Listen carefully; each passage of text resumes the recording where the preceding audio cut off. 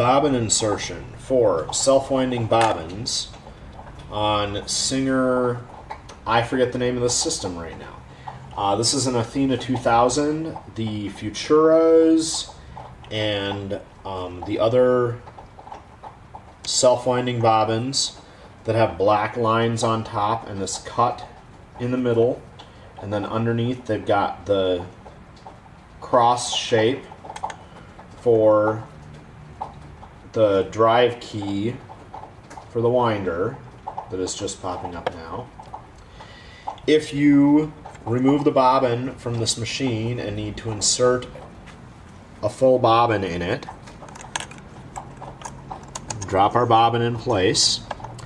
And the older Touch and Sew have that finger that pops across the top, and that is also the bobbin case tension because it creates friction on your bobbin.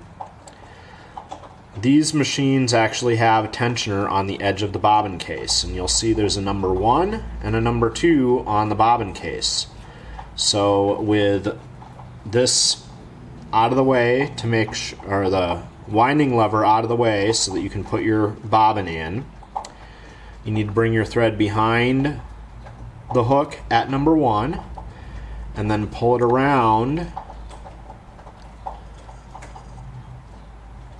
to this hook at number 2.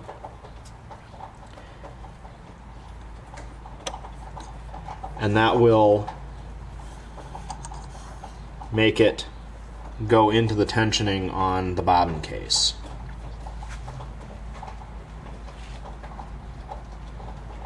And then this retainer lever here kind of just pops over to keep the bobbin from popping up too much, but when you close the bobbin case cover, it automatically pushes that into position. Just like when you have it on winding mode, you put it on winding mode, and when you close this, it automatically pushes it out of winding mode. So that is how to insert the bobbins on the Athena 2000, the Futura, and any of the other bobbin cases, self-winding bobbins that look like this.